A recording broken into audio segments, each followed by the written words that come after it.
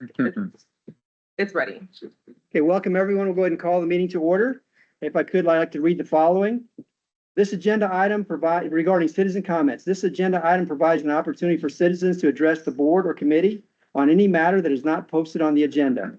Anyone wishing to address the board or committee should complete a citizen comments registration form and submit it to the board liaison or board chair prior to the start of the meeting.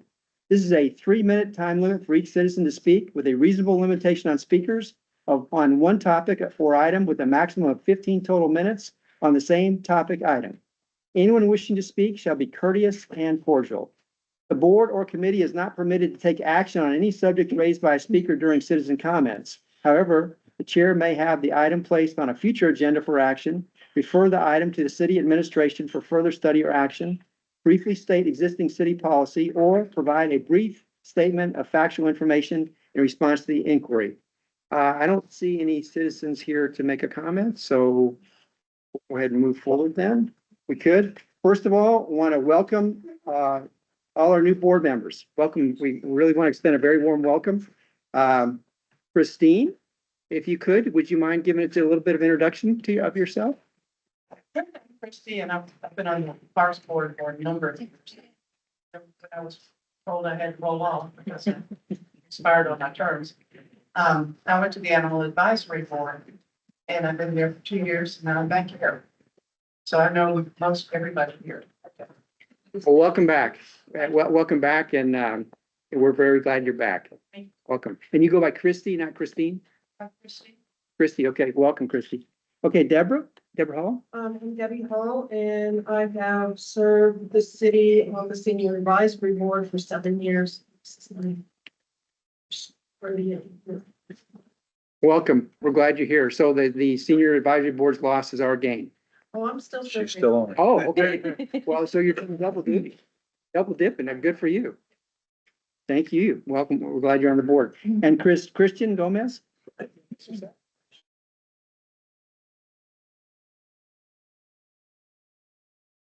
Dallas, City of San Antonio Parks and Recreation Department. And so I'm back here in Dallas and I've lived here 5 years now. I think that I've lived since I moved back, and what better way to serve my community than Parks and Recreation.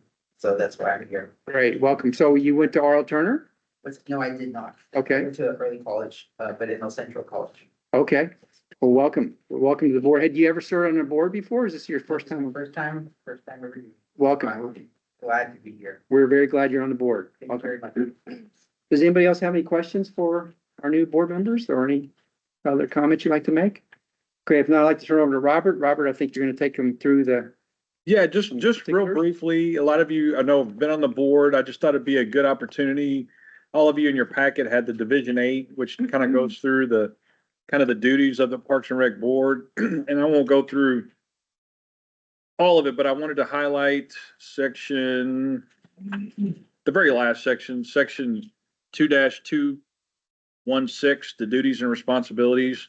I'll just briefly read this. The Parks and Rec Board is organized and advised to advise the City Council on policy and program, and shall generally have the following duties and responsibilities: act in an advisory capacity to the council in all matters pertaining to parks and recreation activities in the city, create and stimulate public interest in parks and rec activities of the city, make periodic reports to City Council concerning the work of the board and such special reports as may be requested by council, and then carry out it and perform such other matters the council may deem beneficiary to the city. So I know that's pretty broad, but basically you're all Parks and Rec. We'll try to bring forth anything that pertains Parks and Rec to bring you all in the loop. And I would just say to the new board members, I have an open door policy. I'm at City Hall Monday through Friday. Staff's there. Also, we have a great staff. What I probably will do is, we'll go around the table and introduce some staff, because I know, Christian, we don't all know you. We're on other boards, so, and I'll just say this, we have 5 boards under Parks and Recreation, the umbrella. So we've got Parks and Rec Board, Arts and Culture, Senior Advisory Board, Historical Park Board, and the Arts and Culture? Library Board, correct, yeah. So we were at 2 other board meetings this week, in addition to this one. And anyway, and council on Tuesday, so we're at the very end. So anyway, but I'll go ahead and start with, so I'm Robert Diaz, Parks and Rec Director. Jessica Alvarado, Recreation Superintendent. Mark Moffitt, Park Superintendent. Art Bradley Park Planner. And then you guys want to say who you are briefly?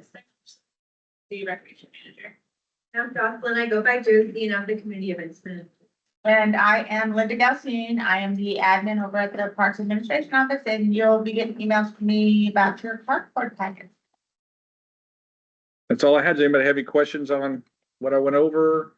And don't hesitate if you guys have questions, just get with Linda or you can email any of us and we can help you. So, okay. Thank you, Robert. So for our board members too, I think it'd probably be a good idea for the existing board members to do the same thing that we just did. So we'll go ahead and introduce ourselves to the three board members. My name is Dave Jones. I did not grow up in Farmers Branch. In fact, I moved here in 2020 when I retired.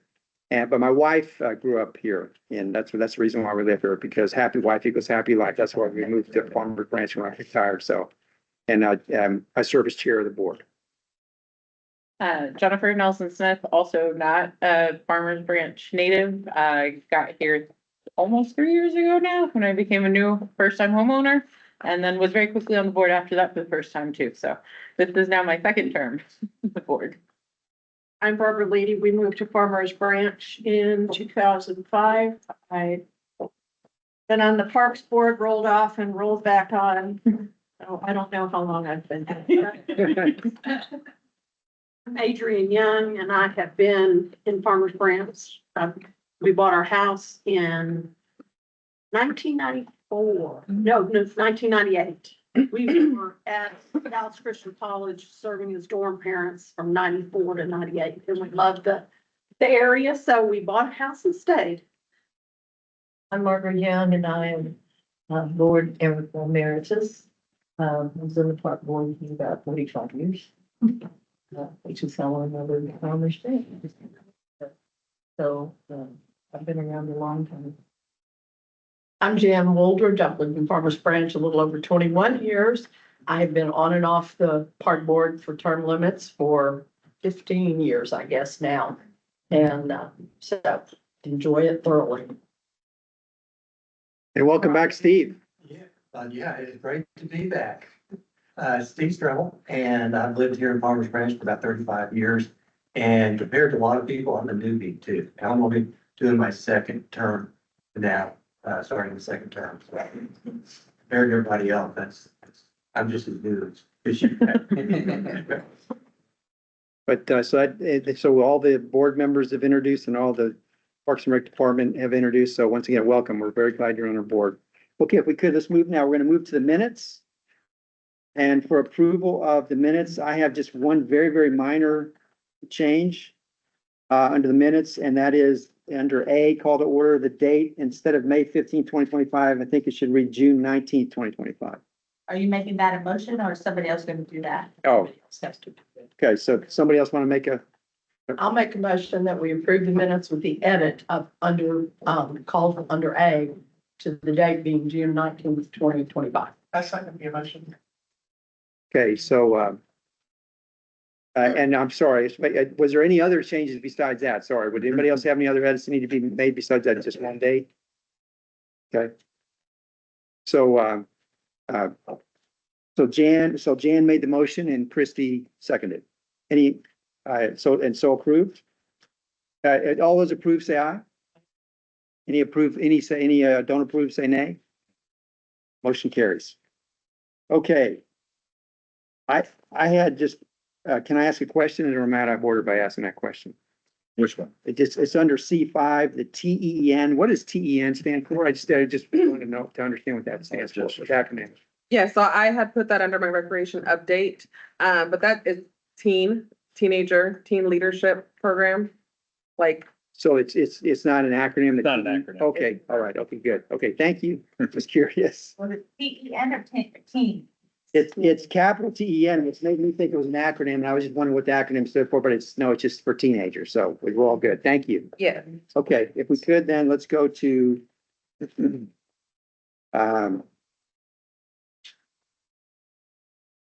go to 1 second. C3, update on the community garden. So I don't know if you guys, we're just continuing the conversation. I know, our board chair, Mr. Jones here, it started, I guess we're in our third meeting of discussing it. I don't know if you want to kind of lead the discussion there, give some background to the new members first, or? Yeah, if we could. So here's what's going on with community garden. Community garden is, we have a fantastic community garden, as many of you guys know. In fact, it was on July 23rd. The Parks and Recs Department did a very nice, what I'll call open house. Tara was there, and what's the other gentleman's name? Urbano? Urbano, yes, thank you. Urbano was there, and Barbara was there, and we had good turnout. So the bottom line is, this community garden has been there for many, many years. It's very successful. It's very, really just an amazing amount of produce that's produced out of the community garden. A lot of it is donated to the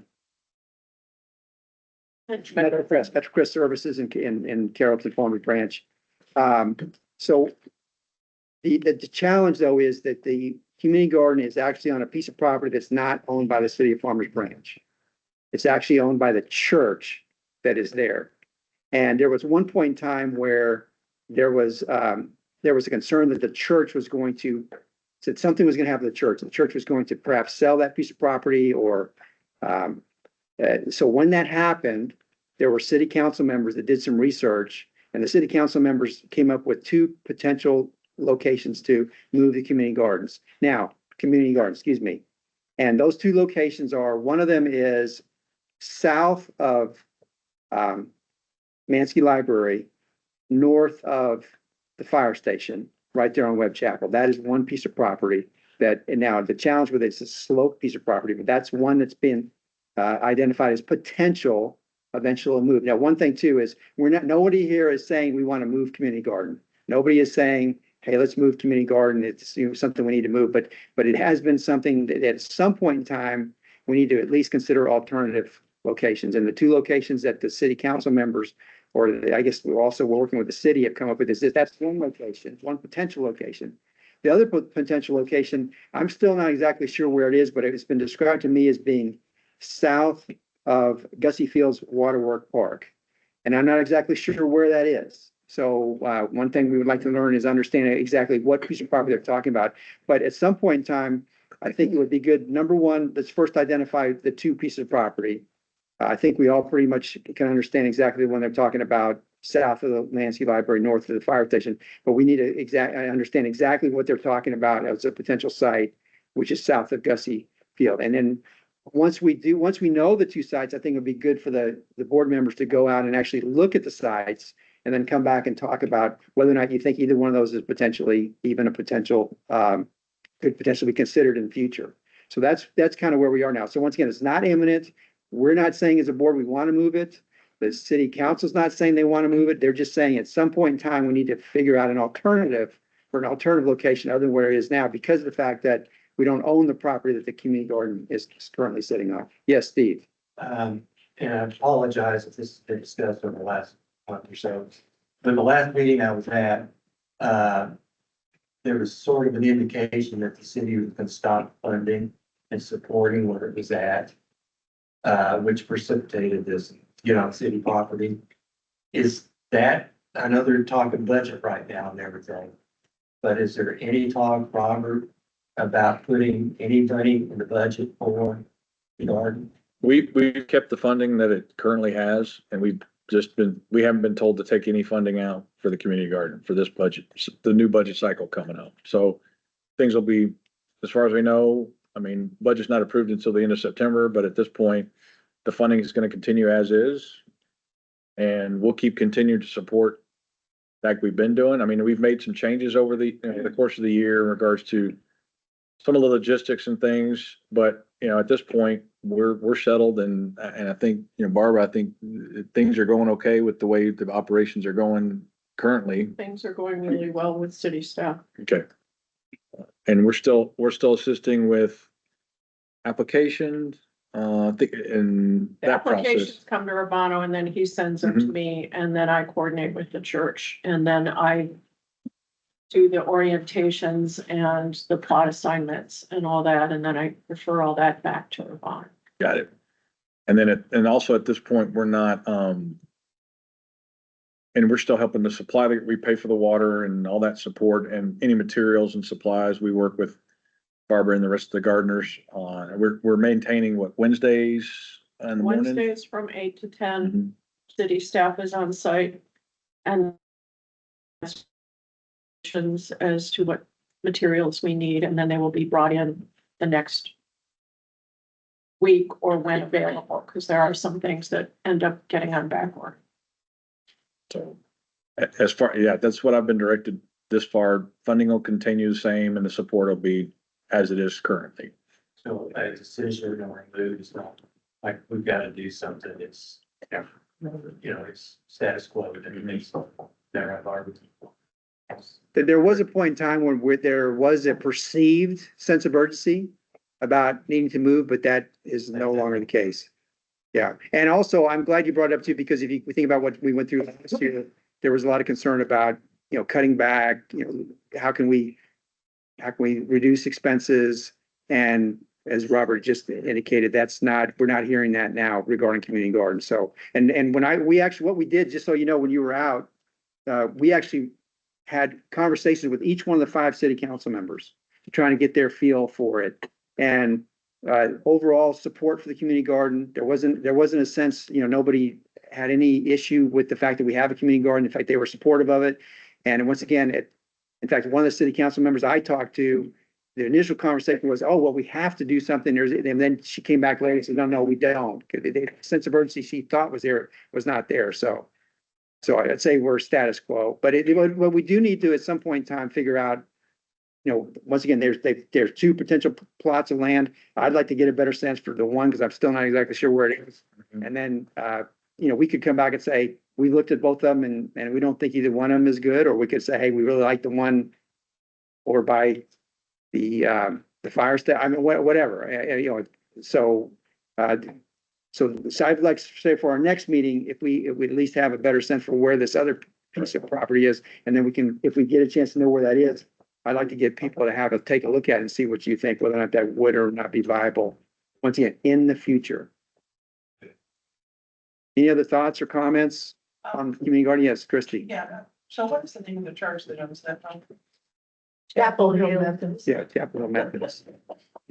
They've also got a German language school, which I thought was fascinating. Not a Spanish language school, but German language school.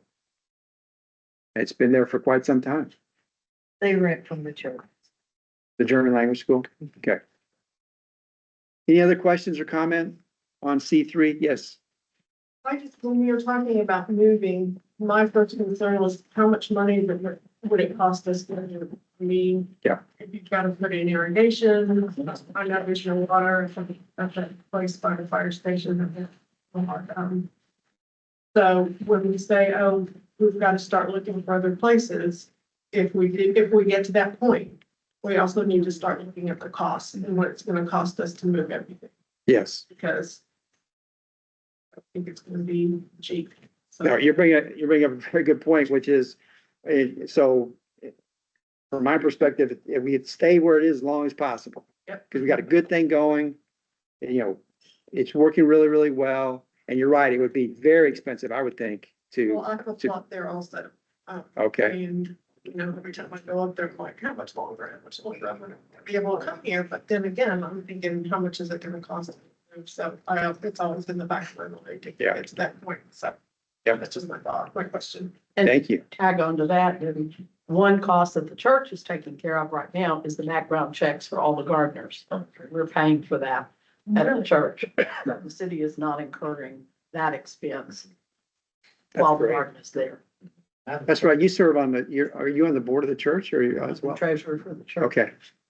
You're also wearing a lot of hats.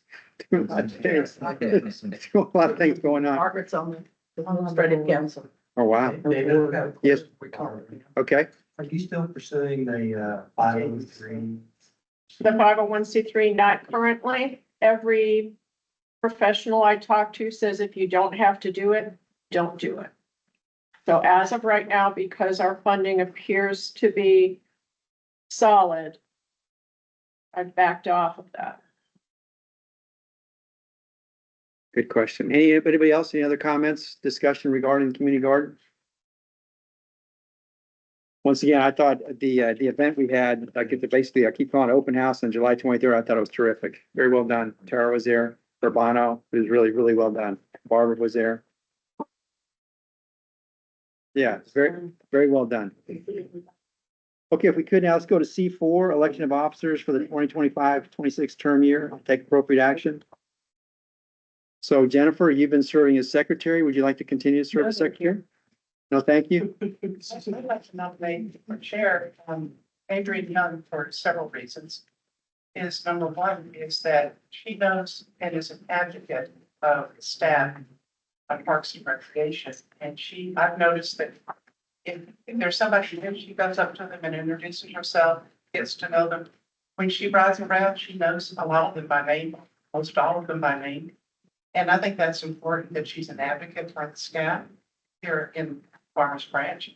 And also because she's very athletic and goes to all the games and has her pulse on what people want or need. Because that's, she's been here for so long. And also, I noticed over the years, I've been here 40 years, that the city council previously, and including this one, they've all respected her, they know her, they like her, and they listen to her. So for those reasons, I think she'd be a great chair.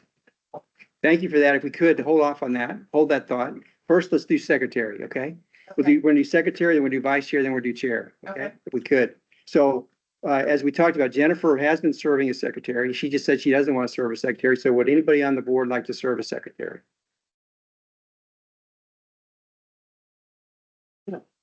Yeah, and we don't, And it has to be someone, these have to be someone who's not an alternate.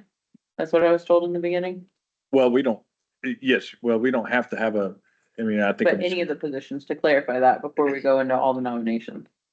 So what was your question again? I'm sorry. That any of these positions cannot be an alternate? What I Correct, was you have told to when be I a started. serving member, Okay. correct. Given the change in minutes recently. Mhm. And it's up to the board if they want to. Require the secretary. We don't require a secretary. So if we do not want to do a secretary, that's fine, or you can still elect one and then, we'll still keep the same process. So, it's But really the up to the board. secretary's notes Getting are an included. addendum Correct, as opposed to the official document. correct. And are not required. And can be used as verification. Yeah, but if we all take our own notes and correct the minutes. The secretary is always a tough job to fill. I mean, I did it for 5 years. I'm just, Christy I have did it. children in the house this And- next year and it's gonna be You hard. know, Jennifer's gonna have kids here in a little bit. So I'm wondering. We all take notes. We all know what should be there and we all know if something seems off when we read through, is this something we need to pursue any further? Given the recent change. I don't see a need for it. Because it is recorded and we have Correct. staff minutes. Okay, And so, no one wants so to it do sounds like nobody wants to do it, so therefore we're not gonna fill that position? Unless somebody wants to serve? You need a motion for that? I don't know, do we? Do we need a motion? I think it's just, if it's a consensus, we just don't, we just won't have to, So, we'll have a vote on it. so no secretary for this coming year. Okay, vice chair. Steve has been serving as vice chair. Steve, would you like to continue to serve as vice chair? Unless there's somebody else that, would love to do it, but yeah, I would do it again. Okay, thank you, Steve. Thanks for your service. Okay, so now let's talk about chair. Thank you, Christy, for nominating Adrienne. I've been serving as chair this year. I would like to continue to serve as chair, but Adrienne, if you really feel strongly you want to do it, then let's talk about it. Is Just that, look or take a vote. If we are, Yeah, we do. Yeah. you just take the nominations first and then you all decide by vote. yeah, So you can nominate more than one person, right? Yes. I am happy to serve. I served for, my term limit rolled off for 2 years and then came back and starting to serve again. I have yet to serve as chair, so I'm happy to do it if y'all wish me to. okay. So, but would anybody else like to serve as chair? we have to make a motion for Steve to be chair? Yes, we do. For vice chair. Yeah, we can't just say it. Well, if there's no one if there's not anyone, I mean, we can take a vote at the So- end for him, or Okay. if he's the only one that's wanting to serve, you don't necessarily have to take a vote for that. Okay. You have to do a motion. Yeah, take a vote. Should we go and do that Even now, if get it it's not knocked out? against- Because then I guess, we're- He's saying that he would like to remain. Okay. So you need a home motion for another Good. term. That's And what I then thought. David is saying he would like to remain, and you also got a nomination for Adrian and anybody else who may want to make a nomination. So then you have to do individual votes. Okay, Yeah, so we need to do a vote for vice chair first. okay, let's do vice chair. So all those in favor of Steve serving another year as vice chair, say aye. Aye. Sounds like, any opposed? Okay, Steve, you're it. Okay, good job, Steve. So Now, look at the first and second on that motion. I don't think you had a motion. okay, I'm so sorry. Sorry for screwing up the parliamentary. Okay. So who would like to, so I'm supposed to, who would, yes, I'll make a motion that Steve serve as vice chair of the board. okay, I second it. okay. So, Now call you for your vote. Okay, one of y'all. Margaret, made the motion and Jan. Barbara, no, Jan sorry, Jan made the motion, sorry. And, Barbara or Adrian? Adrian second, thank you. Okay, She can And have I will make a promise to the board, I will not get on my roof. No lie. Every year. it. That's true. We should have asked you that before we voted. okay, so now for chair, we have two people who'd like to serve as chair. So what do? We vote to say, Mhm. oh, okay, all those in favor of Adrian serving as chair, say aye. So how many is that? Or raise your hand, I guess we should have. Raise your hand. Do I vote for myself? Raise yours. So we have, I just said you wanted it. okay, we have, one, two, three, four, five, or I think he won, actually. I think we could do the number here. Okay. All right, so Adrian has 5 votes, so Adrian will now serve as chair. So who would like to, do we have a motion for Adrian to serve as chair of the Parks and Rec Board? Who would like to make the motion? I think, Christie made the motion. Christie made the motion, okay. Christie made the motion, who would like, Second. we have a second? I'll second this. Okay. All those in favor of, say aye. Aye. Any opposed, say nay. Adrian will serve as chair. Thank you, Adrian, for serving. Thank you very much. Okay, if we could, let's go to, is there anything else we need to, we're good on that? That's, Yep, okay. we're good. Okay, now let's go to C5, receive third quarter reports on the following: Recreation Center Athletics and Community Events. So my name is Ashley Munoz. I am the recreation manager here. So I'm going to be presenting a quarter 3 report for you all. I'll hit some of our high points for this quarter. So for total revenue for this quarter, we were at $1,216,232. We were less than 1% decrease from the last fiscal year, so still trending, still doing well. Our program revenue for quarter 3 was $129,482, which was a 16% increase compared to this time last year. We're doing well in personal training, our fitness classes, and our gymnastics classes. And then our events and miscellaneous revenue, we were at $20,002 for this quarter, which was a 29% increase compared to last fiscal year this time. Staff attributes this to our teen camp registration doing really well and staying really consistent this summer. Our teen camp leaders and staff killed it, and the kids did really well. I know Barbara met some of them when they were out at the community garden, and hope they did really well there. I loved them. I want them back. Perfect. We'll schedule them already for next year. And we'll be a little bit more organized next year. And then our NPS score, every month this quarter, we increased our NPS score. We did average out an 83 for the last 3 months. We're just continuing to increase. Our staff is working well to get patrons' concerns and questions addressed very quickly, and then just continue to do outstanding customer service. So, is there any questions? Overall, summer sunshine went well. Summer sunshine went really well. Yeah, it's now definitely hit more of it my last quarter, but we did well. Our registrations were lower, but we had a lot more residents, so our revenue was higher. Non-residents, we had a lot more non-residents, our revenue was still higher than last year. So, no, it was really well. The kids did really well. Loved having them here. Glad to get a little bit of quietness now going into, ending the summer at the aquatic center. So, yes, I have a question. So when the cost recovery is that high, yes, do y'all get to keep that or does it go back to the state? I'm hoping y'all get to keep it to do improvements and like work on the rec center. we do not get to keep that, correct? Yes, And, no, yeah, goes we into the don't- general fund, but it's offset by the expenditures. So that's where the Yeah. cost recovery is super important because we're given the adopted budget and then so the team is tasked with their programs and their memberships to offset it with revenue. So it just goes into the general fund. And not to improvements here, because there's Correct. some machines that keep breaking. Yeah, you can't pull from the same pot, you can't put back into the same pocket you pull from. Our cost recovery won't be that high, just last quarter, I promise you. But we are getting a lot of our machines fixed this next fiscal year, so, and replacing them entirely, That was something neighbors asked about. yes. These are the new ones that were just put in with the renovation. And so we're hitting, especially for our treadmills right now, the plan is to replace our treadmills downstairs first in this next fiscal year.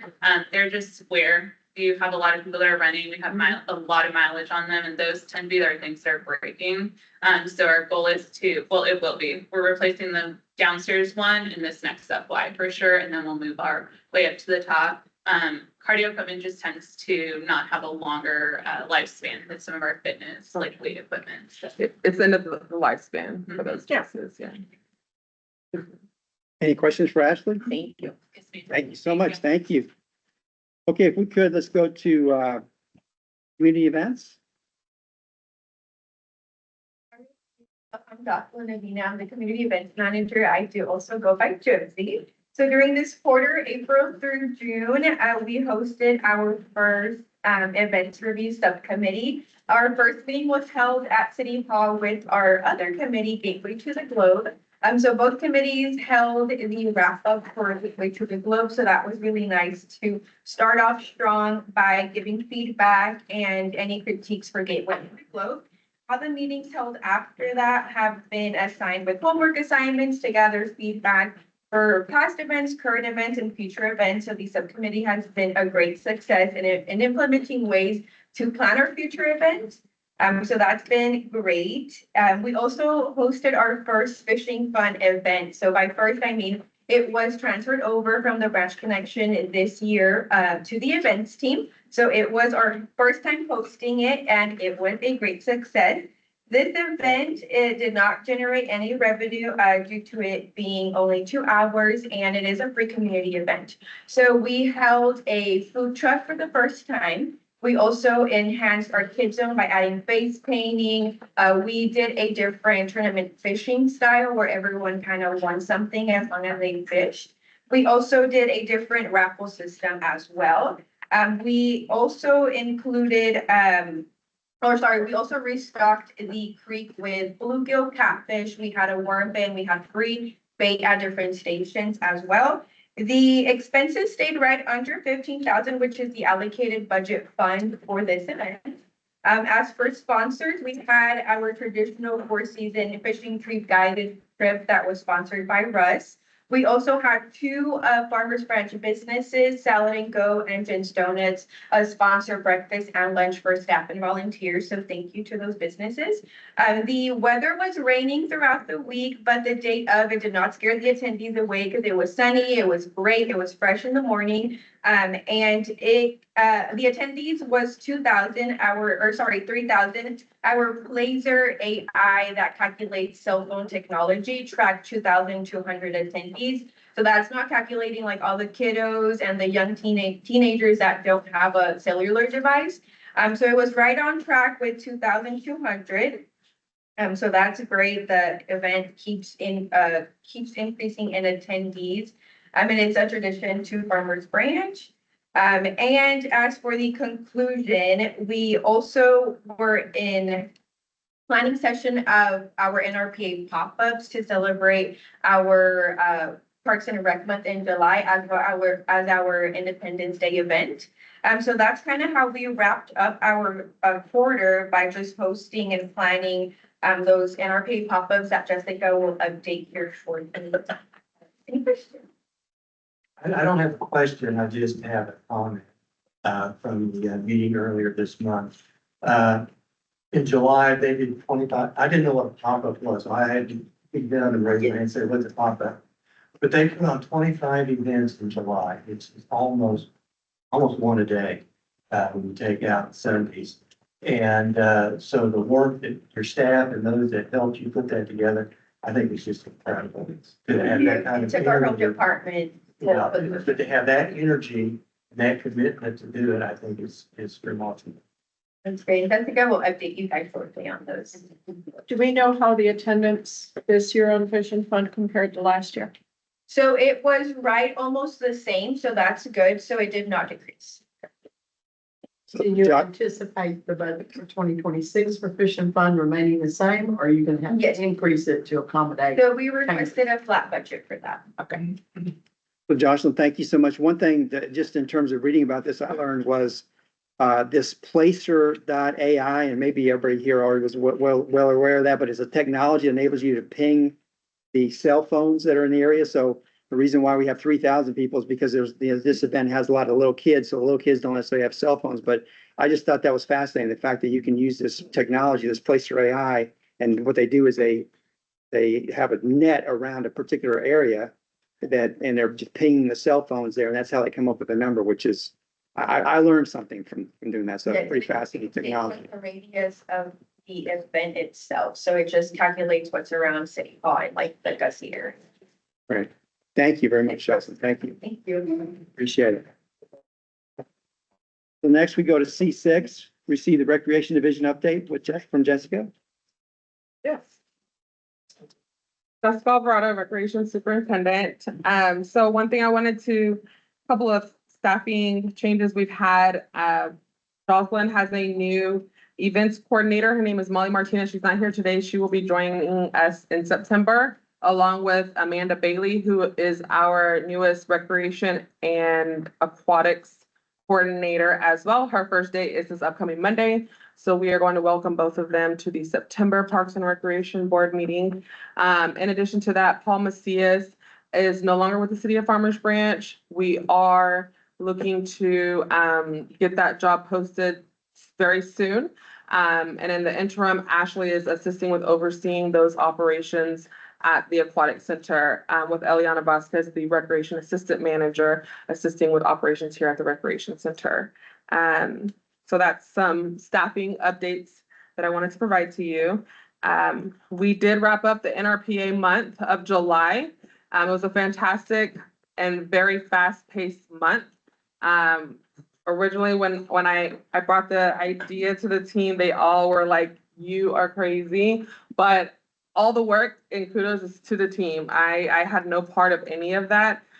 They planned it, they worked together, they collaborated as a team, they utilized their resources between part-timers, and then they also utilized the wonderful team leadership program as well.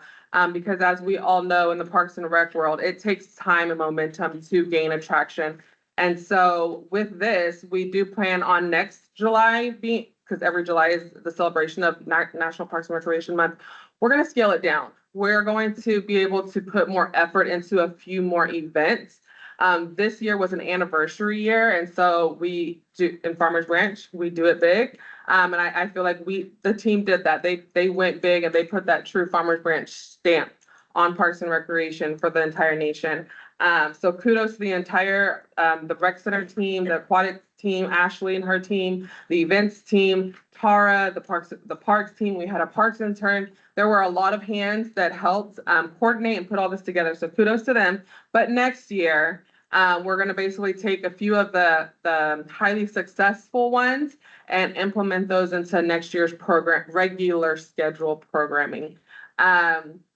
Jackie Biles and the Branch Connection team, I think their events had the most attendees between all the different pop-ups, followed by the Bubbles and Bond event as well. But all of the events, people were raving and so excited about them.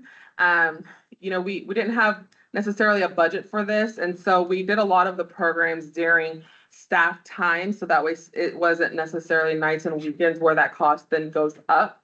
So that's why a lot of the programs were during the daytime, and so we noticed that you can get that for maybe Bubbles and Bond before work, so first thing early in the morning, but as the day comes and nap times are starting to roll around and family vacations, you know, nights and weekends might be more favorable. And so that's what I wanted to mention about NRPA, aquatics, we've Just- got, How, yes, how did I didn't get to go, but wanted to, the running around backwards, the 5K. backwards. So the This Lazy Monday River one, I didn't get to 5K. go. Yeah, so we didn't have a big turnout, but we had a lot of people excited for it. They just had other plans and weren't able to actually make it, but the team did a fabulous job. Ashley, she is a runner, and so she's like, hey, like, what about like apples and oranges? And I'm like, I don't know what that means, but yes, do it. And so she brought over her youth programs team, who are just naturally energetic and excited, to go over there, and they set it up to welcome whoever was to come. I think a couple of people did end up showing up.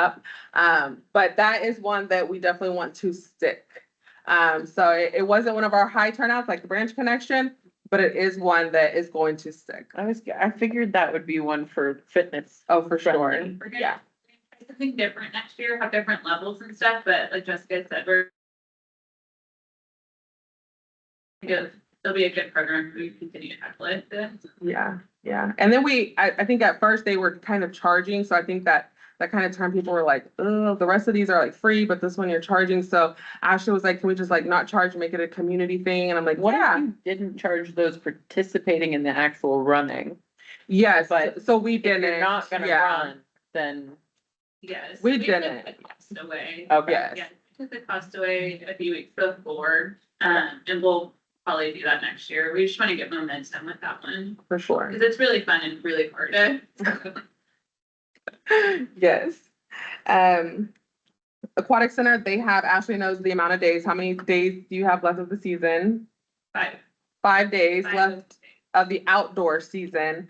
And so we've got staff gearing up, heading to college, some holding on by a thread. Ashley's doing a wonderful job of just trying to get the finish line for us. Robert and myself, we can't physically be there. And so to be able to have our recreation manager who has that high experience in the aquatics world, and she can do it in her sleep, has been super successful for the department because it allows us to focus on the rest of the department. And of course, as everyone knows, the budget season. So kudos to Ashley, and her team, because she needed to step away and they're holding down the fort here and had a successful summer camp here and teen leadership program and memberships and the college kids home from school. All the things, the summer continues, and we are the heart of the city. And I want to say that thanks to Ashley, we were able to beat the way Farmers Branch does. There wasn't a disruption in services. It was a seamless transition. And so we're almost there to that finish line. And then once we get there, I'm sure Ashley will be excited to lock those outdoor gates and pull the plug out of the pools and let all the water just go. So thank you, Ashley. Kudos to you. And then, as mentioned, we had our events review subcommittee during the month of July and during the month of August. We had it the same day of our 10th birthday party out at the Margaret Young Natatorium, 10 years, Miss Margaret Young, and that wonderful facility, indoor and outdoor. And then the one this month, you know, the event review subcommittee, they are as excited and passionate as Jocelyn is for Halloween. And so if you know Jocelyn, Halloween, that's her thing. And the event review subcommittee, we're just sitting there like, okay. And so what we do is we write down all of their great ideas and then we go back to the drawing board. And within our current budget, so not necessarily trying to increase the budget or see within the current allocated budget, we see how can we make their visions be put into this event. And so that way the current community and those current event review subcommittees that our members are taking their time out of their busy schedules to come and meet with us, we're able to hopefully put on a fantastic and wonderful new experience of Halloween in the park. There's still going to be lots of elements like the trick or treat stations, the kids zones, you know, we'll have MetroCrest services doing their donations. We'll still have majority of the same things, but with the great event review subcommittee, we've got some really exciting things coming. I'll leave some of those excitement exciting moments for Jennifer to give when she does her go around. But we're excited. I mean, that's pretty much it. And Independence Day, we did wrap that up in this meeting. Everyone had great things to say about Independence Day. It was another successful year. Lots of comments from the committee's neighbors about like the fireworks show was one of the best that they had seen out there. The layout of everything, just the workflow of everything. The team leadership program helping with the historical park board chair rentals. Of course, they raved about them as well. And so Independence Day was something else that the event review subcommittee talked about in August. Yes. Is the reason we don't have an aquatics report because of the staffing change? Correct. So it will come with the next one, the next round. Next month or next quarter? So I'm hoping for September, but it could possibly be the next quarter. There'll be 2 of the reports, but you guys will still get that report. And then after then, it'll just continue to carry on. We're in survival mode and just trying to make it through the summer, with a safe summer. And that is what we had, a safe and a fun summer.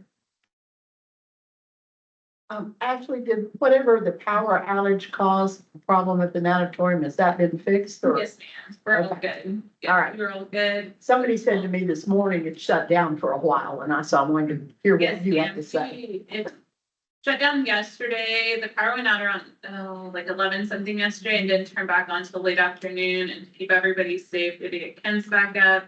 So we opened at noon today successfully, and everyone was ready at the doors at noon. I believe that. Yeah, oh, there was a line for sure. Yes, Margaret. I just wanted to say the 10th anniversary of the Aquatic Center celebration was done very, very well. It was extremely hot, 103 that day, I think. And so we were outside in the heat. My watch came on and said, it's too hot for you. But we could go into the inside and cool down, and all of the kids were so excited because they had popsicles, and you all did a great job. Thank you, Robert. Thank you. Yeah, I'd just like to add additional comment too, and we'll talk more about that in terms of what we all did during the month, but I want to just compliment the entire staff for the month of July, all the different events. And also really appreciate what you're saying in terms of you guys did so many different events.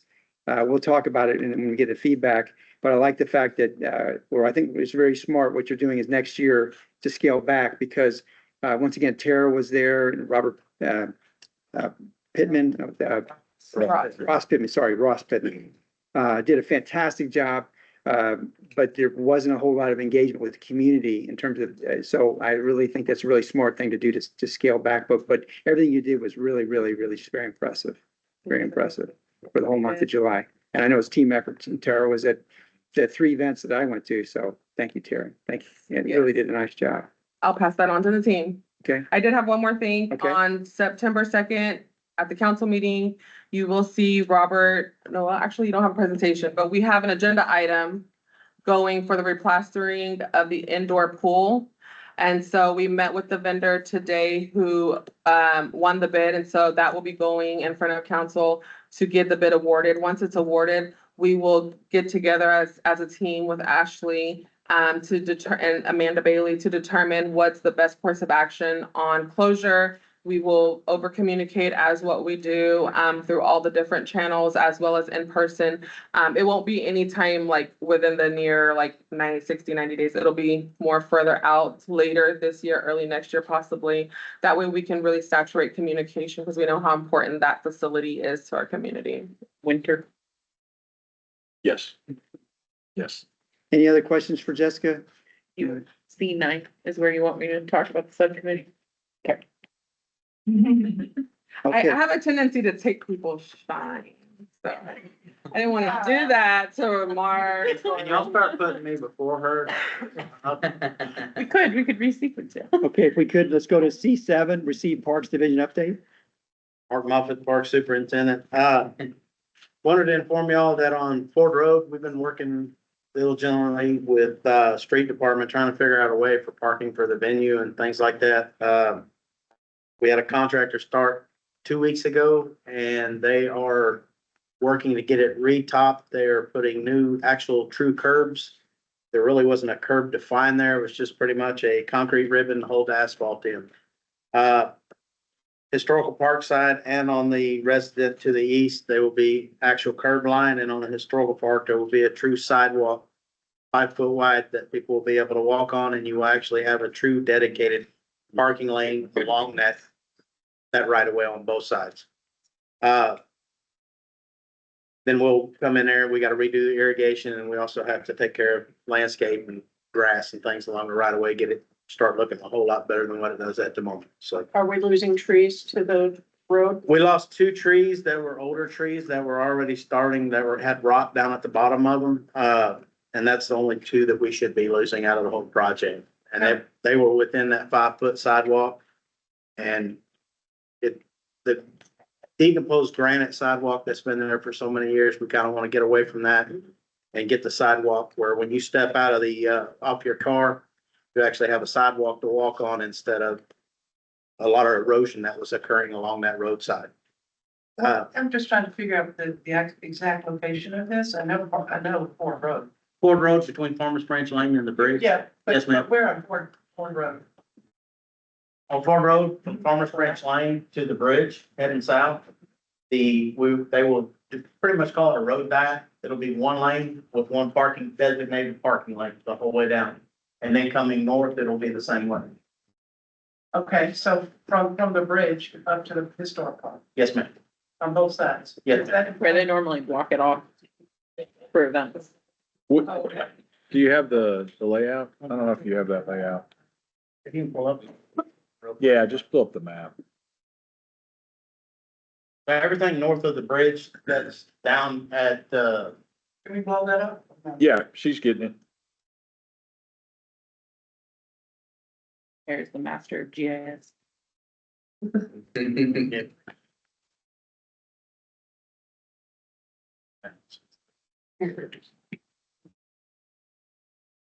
You get that. So you're leaving the granite walkway on Farmers Branch Lane? Can you get the, As of right now, we are, Take that later. There's a lot of trees that come down. yes, that's part of the issue we're having. So from Ford Road up here, or Farmers Branch Lane, Ford Road. They don't even have this correct. This is the old map. well, let her see if you can get the aerial. So from here, they will do a road diet. This will be 1 lane drive and it'll come all the way down to the bridge. And that's where it'll stop for parallel parking along that side. And then the north side heading northbound from the bridge going north. It'll be parallel parking as well on. I thought the Ford Road, they were each 1 lane, going toward. No, ma'am, it's 2 lanes. just 2 lanes going each Yeah, way. so just please 1 lane, okay. Question about the process, how this happened, because I attended a city council meeting and I like this idea the best. There were 3 proposals for additional parking of the historical park. Yes. And they kind of left it that way that night. It was just like, we'll talk about it further. And then I heard that Ford Road was gonna have, I just want to know how it got decided. I don't think city council voted on it. It was like hanging that night and I hadn't heard anything about it. The original plan was to put slanted parking in and pretty much all the trees would go away. Of course. So we worked together with streets to come up with a solution. And we came up with this solution. We went out there one day, Rob and I and the streets engineer and everybody else, and we got to discussing what would be the best thing to do to try to accommodate everybody. Excuse me. And we got to looking and we kind of came up with the idea, you know what, hey, you did this on Denton Drive. This is getting to where we're trying to accommodate multiple things here because we're getting ready to have a lot of warehouse stuff down there. And we're gonna try to deter a lot of stuff going that way. Our simple solution to give everybody for the venue and to give us parking would take 1 lane and make it parallel parking, and it came out to work very well. And just to to piggyback on what Mark said, the process, yes, you're correct. There was kind of left to some different options. A lot of those options were, many also, the couple options were in the park. And so that was somewhat prohibitive as well, because we have so many restrictions to be able to do that. What helped is that what kind of also pushed this a little is the streets is working on overlay, asphalt overlay projects all around town. So they already have funding set aside to go ahead and mill the asphalt and add new asphalt. And then they were also able to find funding for the curb work and stuff like that. So really, it's a streets project. We're kind of piggybacking and they're assisting with basically, and then their project engineer was able to come up with this design and the way we compare. That was another part is we didn't know how many parking spaces we get. We're gonna probably get about 45 parking spaces, about 22 on each side, because you have to think from Farmers Branch Lane all the way to the bridge is a pretty good stretch. So, what we were looking at when this was discussed with council was in like a 50 to 40 parking places. So this is adjacent to the venue. So we'll have a nice parking right there. So between that parking and I think we have 60 parking spaces at the regular parking lot. So we'll have 100 parking spaces for the park now. So I think that's, it's a win-win. And then also it kind of speaks to, with all the warehouses that are going where the old office buildings are at Ford Road and Via Creek. You know, there also is discussion on some of the truck traffic, and this will help hopefully limit some of that truck traffic going all the way to Farmers Branch Lane as well. So it's not gonna eliminate the trucks from doing that. And I know that there was a sign at Denton and Farmers Branch Lane stating that trucks over so many pounds could not travel down Farmers Branch Lane, but they are still hauling ass down Farmers And I Branch. think we're also looking at options where we can limit it even further. We've had some discussions with TxDOT, because that was a TxDOT funded bridge. So we're trying to see if there's some options where we could even limit or close that area as well, which would even help keep traffic going towards 635. So we haven't got anything finalized on that yet. This is that initial phase, and probably the next meeting, we'll be able to report even more to you on that. Because so 2 speed bumps between Denton and Ford on Farmers Branch Lane do not deter these trucks at all. They don't deter anybody. No, we're not. People still fly down that street too. Right. I have photos of 2 trucks, one turning left, one turning right. The day after the planning meeting where the developer said, oh, no one will ever do that. And literally the next day at the same time. And I'm like, Yeah, there's gotta be something to stop that from happening. Yeah. I So- don't know what. So good discussion on Ford Road. Are any more on the discussion on Ford Road before we go to Oak Brook? It says right here, and I'm just reading from the, She's gonna show it on the map. Steve lives over there, right? Oh, those are two things, not at the Where same. okay. Martha lives? So Ford Road is, in south and Oak Brook is north. It's where you live? Yeah. Okay. Steve lives there too. They're two. Okay, Oak Brook project, we've been going back and forth on this for a while now. The first 3 medians on the west end, plus the Webb Chapel, we'll be starting construction on redoing those. They probably here in around about 2 or 3 weeks. We've got to get them cleared off, start from scratch. We've got Encore coming in that's gonna do new electrical lighting. We'll have new grass, new landscape, new irrigation, and then we have the one that's on the very far end that's down by Garden Brook that'll be taking place. I would just like to make 2 comments on that. First off, the email that you sent, Robert, very receptive by the residents that they're in the HOA. It kind of calmed their fears because I've told them they're going to lose all those trees. I said, Yeah. they are in those streets. But the positive of that is the city of Carrollton cut down a bunch of trees along Webb Chapel along their project. And it looks remarkably better without those ugly trees, the way they've been chopped up by Encore. So the residents there are becoming more receptive to losing those trees on their medians. And then, Mark, do you want to tell them about, Mark's had some discussions with Encore as well. Yes, I would love to hear about that. Yes, there's, gentleman I've been talking with is Brogan Halligan. We're getting it worked out where they're going to probably end up putting about 3 to 4 light bulbs from, the last light bulb going back to Oak Grove, or going back to, Webb Chapel. So you'll have, when you come off Webb Chapel where it's super dark in that area, there'll be a light bulb there. They're trying to work it to where you have one almost to the other end or just shy of it, and they'll place them to where they'll have another 3 to 4 light bulbs in that area. And light that all up in the evening. And that's really, getting back on trees, that's really, the residents there will trade trees for streetlights.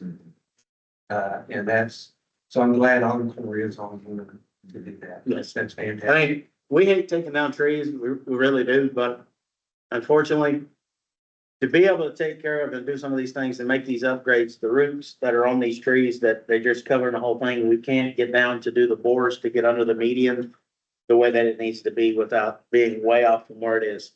The trees have outgrown that space to where to put lights in, you're not gonna have any light, unfortunately, and I hate to do it. We're, one project that we didn't get to put on here that started yesterday is Rawhide Creek.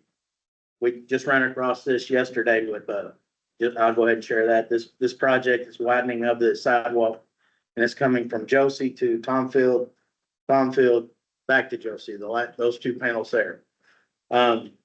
We marked 2 trees that were pink, and it's one of them's a ginkgo.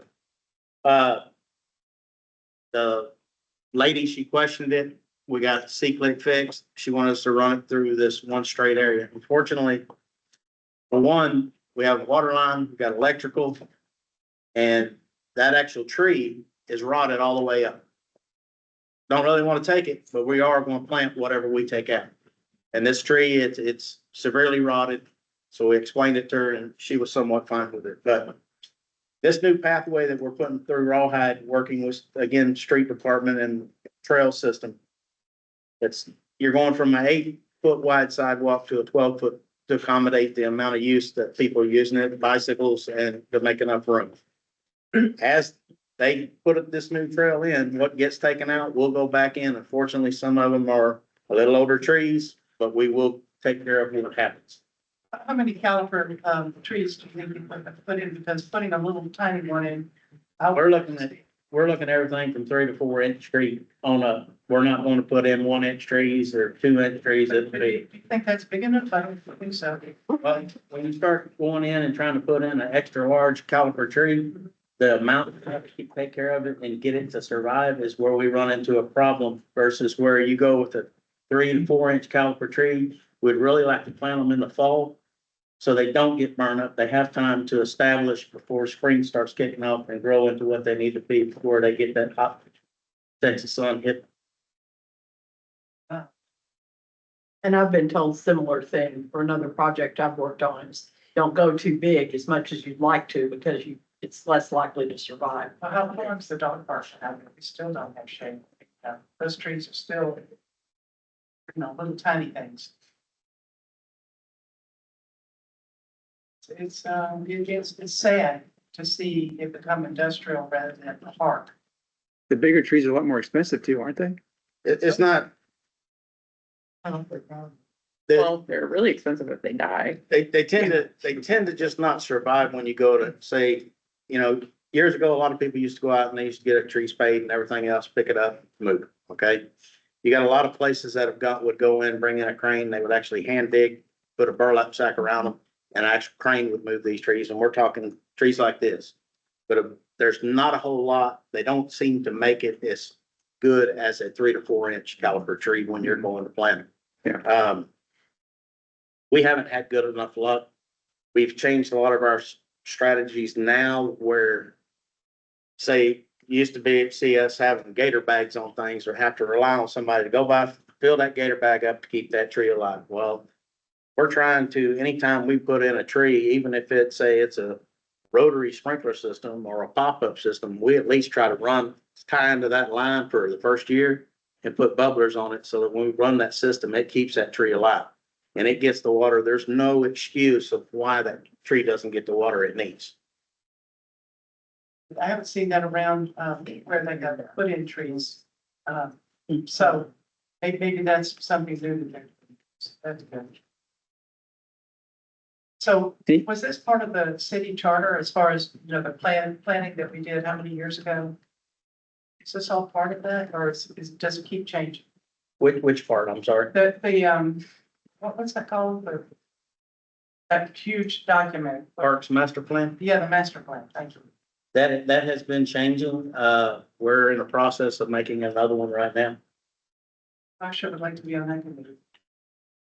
Because, I mean, putting cement down in front of the historic park on Farmers Branch Lanes, I think people will fight on that.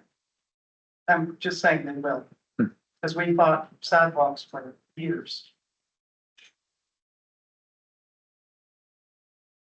So any other questions for Mark on Ford Road, Oak Brook, or Rawhide Creek? If not, thank you very much, Mark. Appreciate it. Thank you.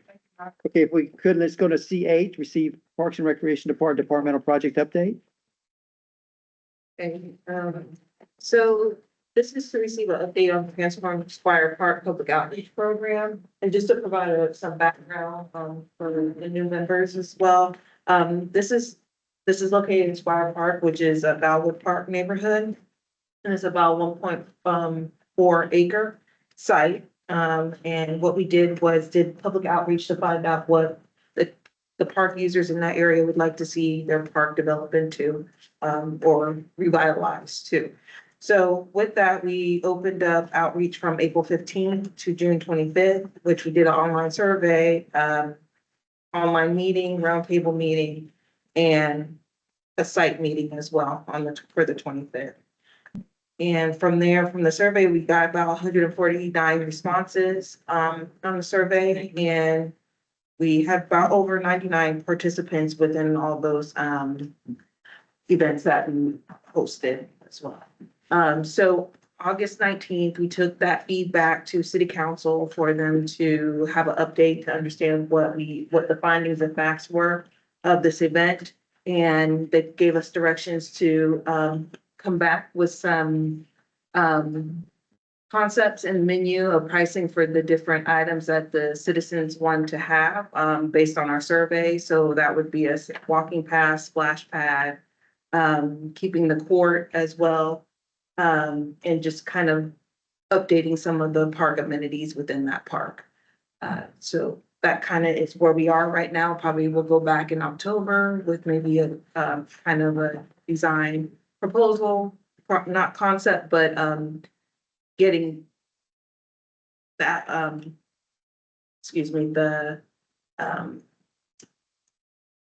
What, the design contract? signed contract, sorry.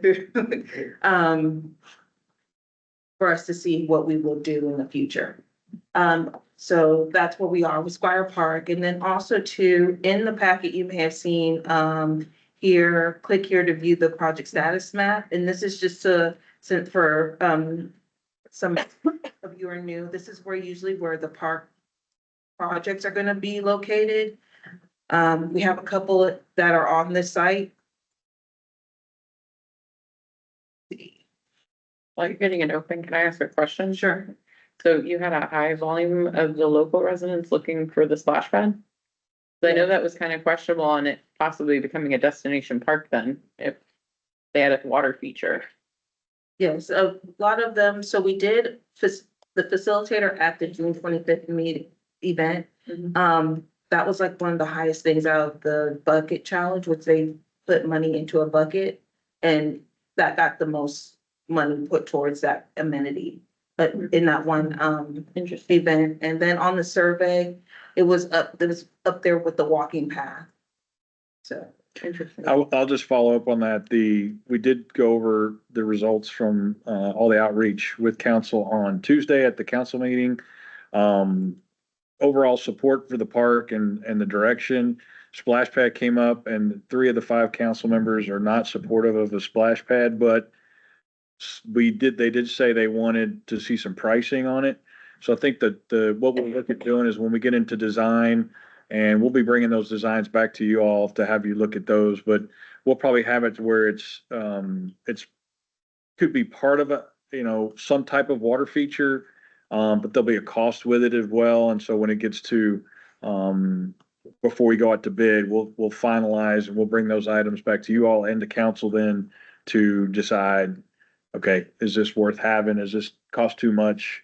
And you bring up a good point on, it's a small neighborhood park. It's not a We have destination. full aquatic center. Correct. So I think that's a concern as well, of council too, and the maintenance side of It's it. only open so many months of the year, Correct. so it's not something usable. Right. So, yeah, I know this was, Mike Mashburn's, back when we were on the board back then. And, so what I had mentioned even way back then is, since we're building Hoya, why not put a splash pad there for everyone to enjoy rather than this little park over here in this neighborhood? And then what do you do for parking? And he said, well, we'll just tear down all those trees and put in some parking lots. And I'm like, oh, no. So, I mean, I don't know where it's gone from there, except, I do talk to the city council members and express my concerns. $2 million, part of that is parking and part of that is the splash pad. But when we put those splash pads in at the dog park, I think in the large dog park, gosh, years ago, we spent, I don't know, $50,000 for that one. In the small dog park, we spent 25,000, I think. And, because we did all those numbers and I just thought, it's gonna be a lot of money. Was it 25,000 or 25,000? I think the whole project ran between $50,000 and $60,000. We bought the materials and did it in-house. Oh, yeah, so you probably do this in-house, but I still think it belongs where everyone can enjoy it rather than just a couple hundred people. Mhm. Well, I think everyone would try to enjoy it. That's traffic control challenge. The neighbors will be happy with the traffic. So going back to Squire Park, I just want to compliment, oh, sorry. I think another thing that we need to think about overall is if we put a splash pad in one neighborhood park. Yeah. What other neighborhood parks are going to expect Correct. one in the next 2 Right. years? Right. So I think And I think those are all good points. And I think when you guys see the options, that's definitely something when you all make your suggestions to council on what should be in the park and the final design, then I think those are all good points to bring up. Yeah, if you think back, one of the, if you look, I want to compliment the staff for the work they've done in Squire Park. I mean, they've done a tremendous, they did 3 things. They did an online survey. They did this event on June 25th, which was fantastic with the bounce houses and making it interactive and getting the community engaged. And they had a very good turnout. And then you also had another event too, where it was a smaller group event, right? Where you got citizens there. Yeah, a round table. I mean, you guys have done a tremendous amount of work on this. But then also when you think about, and you shared that with us, the online survey, there was one person that talked about, well, let's do a dog park at the Squire Park.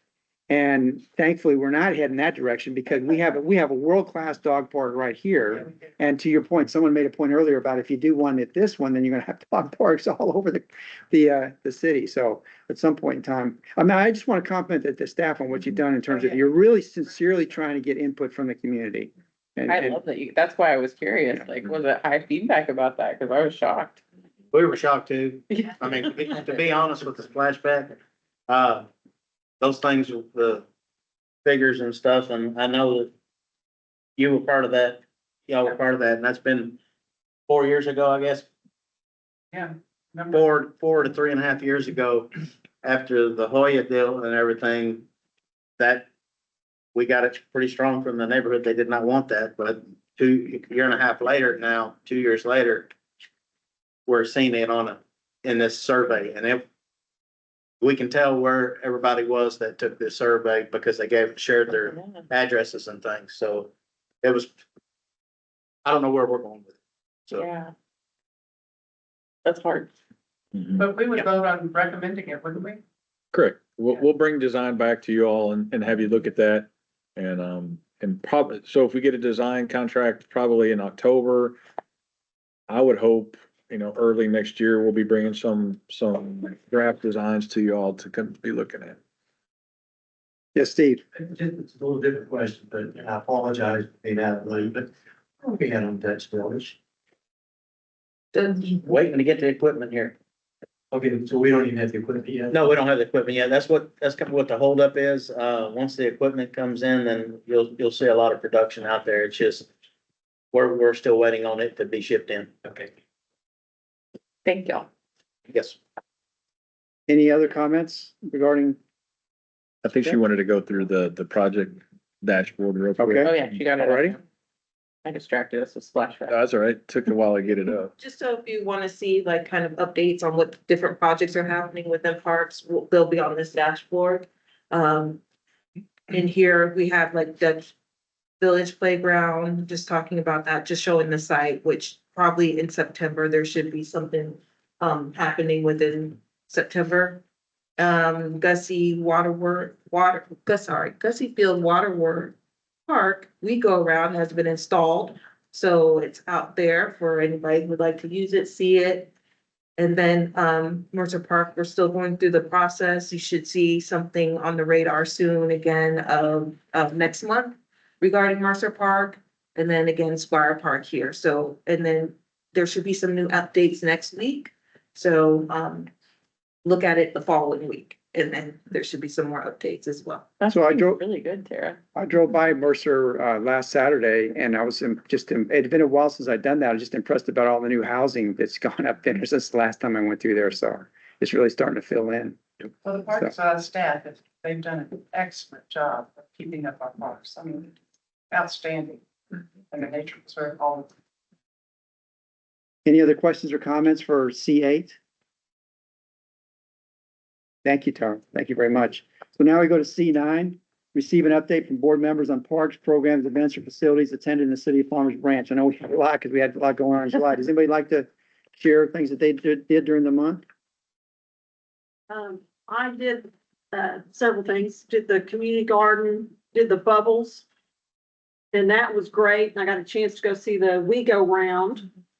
And, it was funny because I just tried to push it. That thing is heavy duty. So I don't know who's gonna be able to push it if you get a wheelchair on it. But that was exciting to see that. I stopped by the nature preserve and they were doing some of the little crafts. Those were really cute that they had. Some of the teens were out there when I stopped by and I went and walked around and it looks really good out there. So very, very, very impressed. Thank you, Adrian. Anything else? Independence Day was great. Yep. It's out there renting chairs for the Friends of the Historic Park. So Anybody else? Any other comments? I have a lot, so I don't know. If everyone Go else for wants it. to go No, for it. go for it. Okay, so the pop-ups, I'll continue on that. That was a lot of fun. I heard a lot of good feedback from people who wanted to go but didn't get to go. A lot of during the daytime, which was because of the budget and having it during time staff was already here. Field day was fun. I met all the teens and that was really cool. And then did the summer picnic. And so met a lot of the community at the Branch Connection. That was really cool. All of them, meeting all of them. Cause I hadn't met a lot of them yet.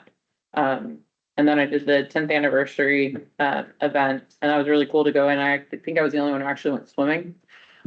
Right after that. That's Which was right. great because it was 103 degrees. That was hot. And everyone was having a great time and I love those trees. I told Jessica that those trees were amazing that day in the pool over there. So as long as those can stay alive, the better. And yeah, so there's lots of positive. I think people do want to see the pop-ups repeated next year. So there's a lot of interest to go to them in future that I heard. When I was out at field day, there was a possibility brought up of, don't hate me. There's a possibility of a shower instead of the hand washing station or in combination with, because of apparently it's causing a lot of maintenance. People are showering in the hand washing station. Where? At the volleyball courts. Wow. You mean, They're basically like You mean- washing their, well, here, let me help it out. You mean they're bathing in the bottle filler?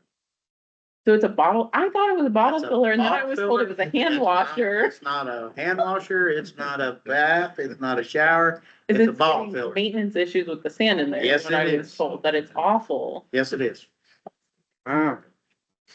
You So are since correct. there's water coming there, is there an opportunity to look at We've been looking feasibility at- of a shower? We've been looking at possibly getting a shower for that area so people can rinse off, but Maybe we put signage for now to say this is a bottle I thought filler. they had already put a sign on it, but I'll I check. don't remember seeing Yeah. one, but I thought it was a bottle filler until, okay, all right.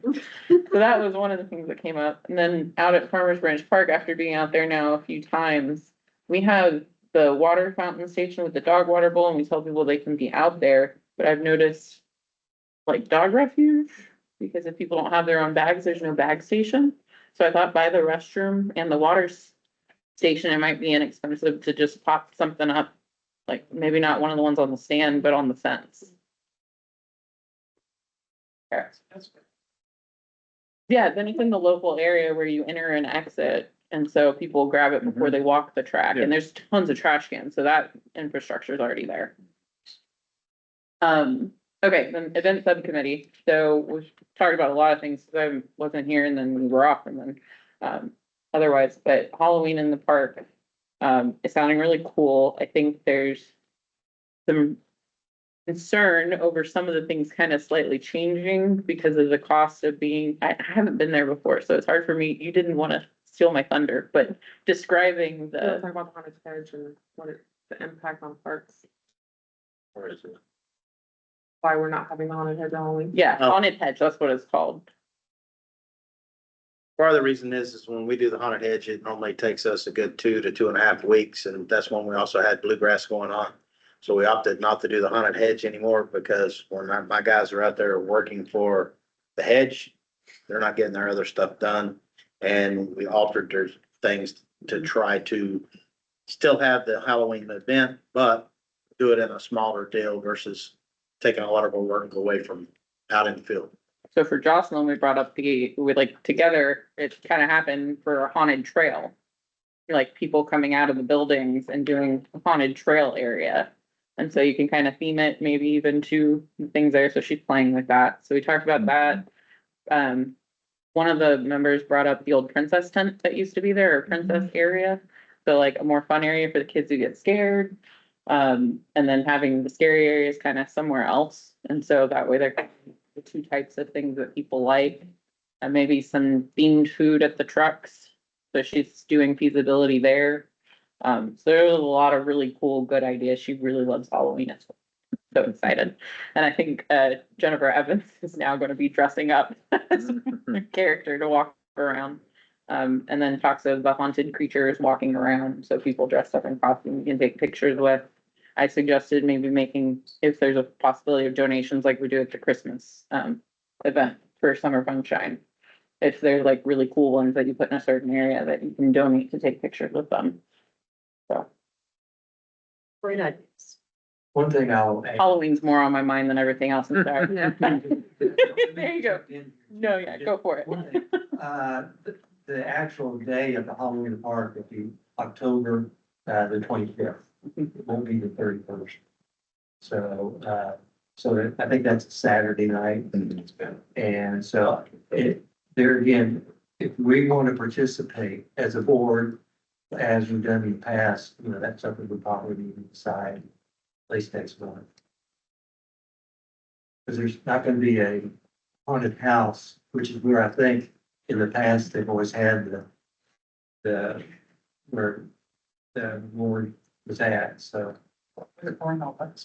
Yeah, just let us know how we can help support it. In the past, we haven't really had the board as involved in a lot of our events, but that is something that we want to start to have, similar to how senior advisory board, senior advisory board pretty much puts day of, sets up, runs it, breaks down.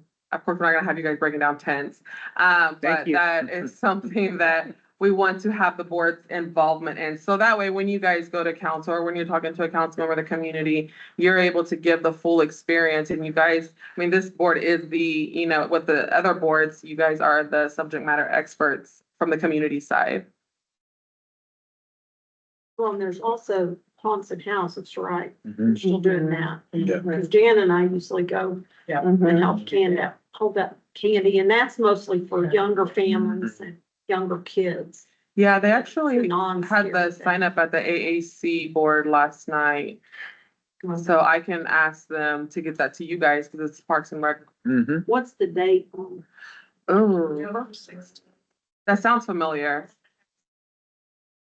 At the historical park? Yeah. the 16th? What'd you say, Jim? October October 16th. Okay. Oh, when we debriefed about Independence Day, there was one thing brought up that got discounted pretty quickly by everybody else, but I thought it would be good for y'all to know. There was one member of the subcommittee who brought up fireworks and animals in general, and maybe drones, and we all kind of, I don't think that that's something that this community will accept, moving away from fireworks. So that's kind of where the subcommittee left that. We want to have animals and fireworks. Well, no, it said it affects their patterns and them and their senses, and I know If he wanted to, she or he wanted to eliminate Mhm. fireworks. and move to drones for it, but the subcommittee as a whole didn't, and that were there that day, because it was a smaller group at the, after the aquatic center. And they didn't think that that was feasible in the city. So, Question too, in terms of the drones. The height of them, and we're so close to flight patterns. I wonder how we are affected in terms of what we can do with drones. And can we be a traffic distraction? Oh, that's true too. We had them at Christmas. Yeah. Yeah, so they don't have to be. But I think it's, yeah. But it was a very short. so going back, does anybody else have any other thing you want to share in terms Yeah. of what you have? One, I was at Yeah. Independence Day, but also starting in June and going through July, the teen camp came to the community garden every Wednesday for 2 hours. And they could choose morning of what they wanted to do. They would split. So I would have a different cohort. I never had the same group twice. A lot of kids repeated, which I found kind of neat because it was their choice if they were gonna come see me or not. But we had them, they helped, we introduced them to some propagating techniques. We introduced them to seating. We introduced them to how to clean out a bed, set up a bed, get it established. We walked them through the garden, and if they were courageous enough, we had them taste different things that they had never tasted before. I had somebody balk on carrots because they don't do that without ranch.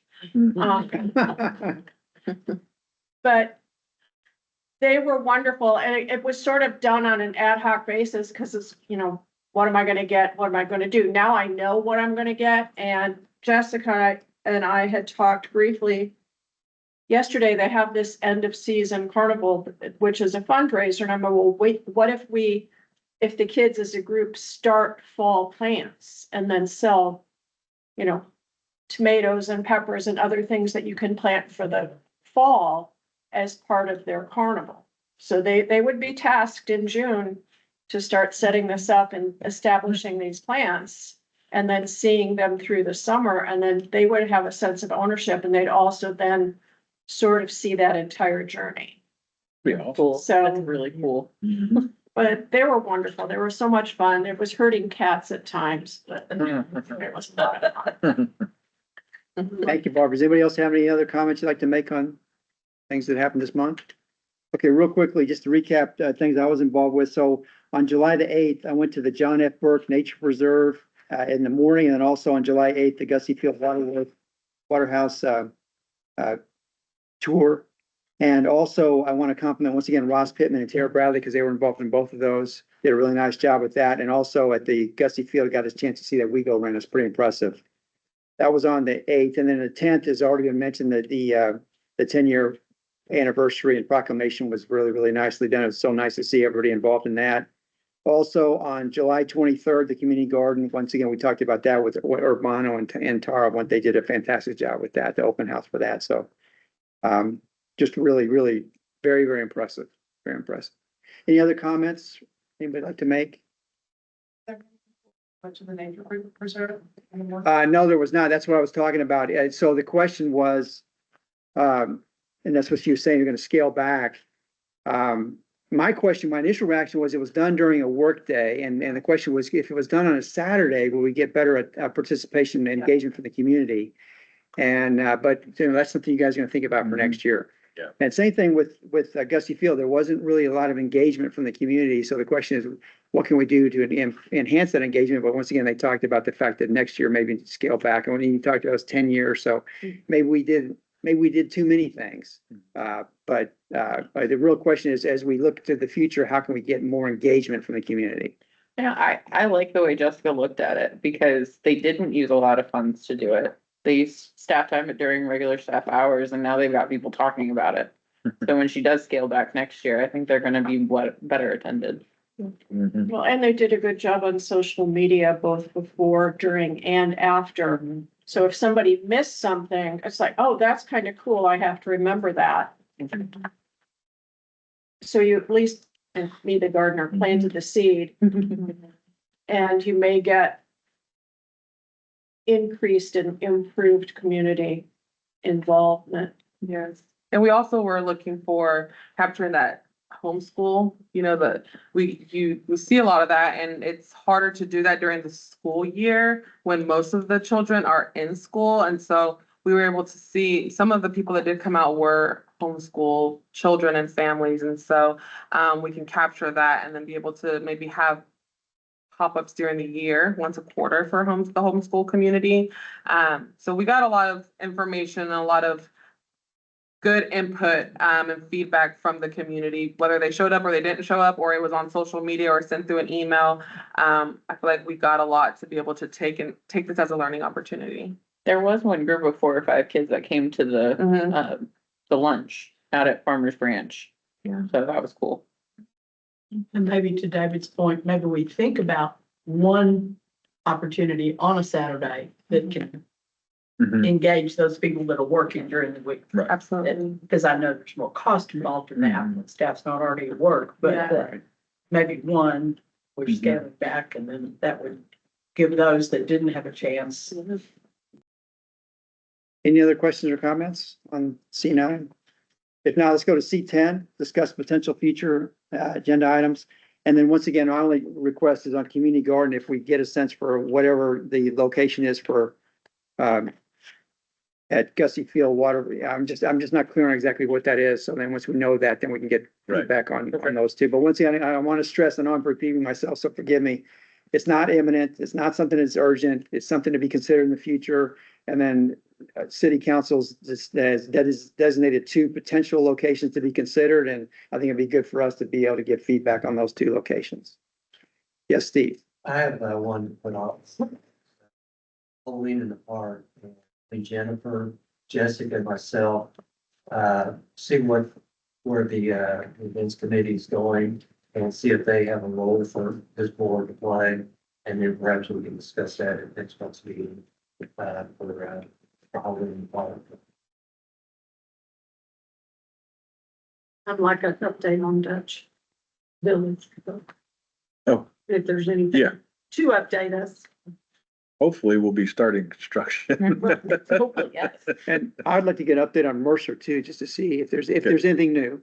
If there's not, I mean, but just how are we doing with that? So. We are taking Mercer, the design contract, the September meeting. So. Mhm. On the second, the same. The second, yes. Cool. I had a question from a resident on tennis backstops. Apparently there used to be one at Gussie and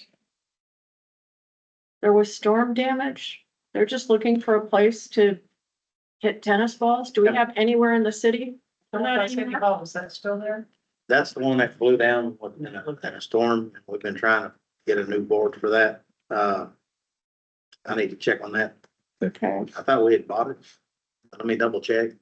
The ones what was there was pretty much homemade out of bleachers. If I'm not mistaken. Hey, it worked. It worked for a very long time, but we had a little downspout of a window that come through and knocked that whole fence down on that south side.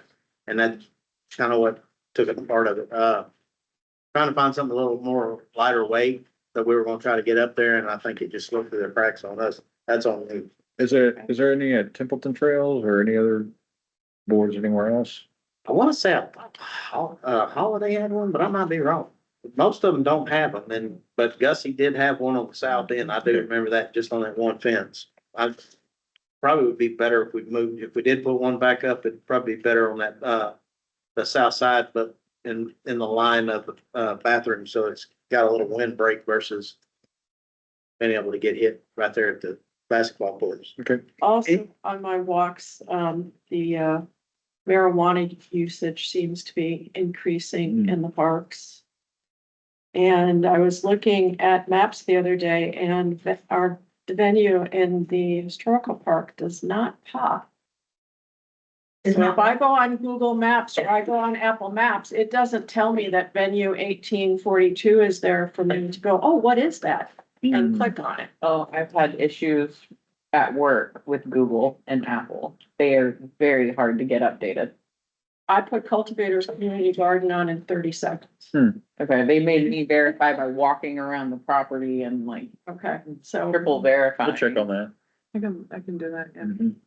Anything else? Yes, I know Dan. this doesn't directly fall under us because it's an outside event, but I've had a couple of people ask me what I know about pickleball nationals and where all they're coming and if they're using any of our courts and We can get you guys an update at the Yeah, next, yeah. for next time. Okay, Yep, right. I know it's in November. Yes, and, Okay. our department's also working with tourism to staff the Farmers Branch Hospitality Tent.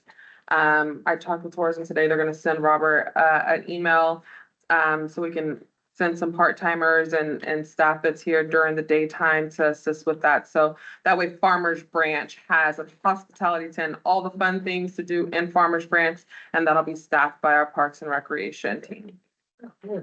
I also know this one was taken from y'all, but is there any way to get an update on how Blue Moon Bluegrass went as the other?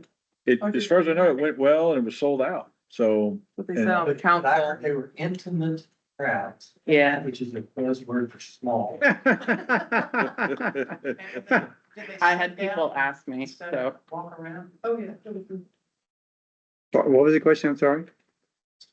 Yeah, I got moved indoors into a hotel Yeah. instead of our historical park. Any other comments, questions, anything else? Okay, well, can we have a motion to end the meeting? I make the motion. Oh. Okay, Steve made the motion. Who wants a second? Jennifer second. Steve made the motion, Jennifer second. All those in favor of saying of ending this meeting? Aye. Hi. Any opposed? Thank you, everybody. Appreciate it.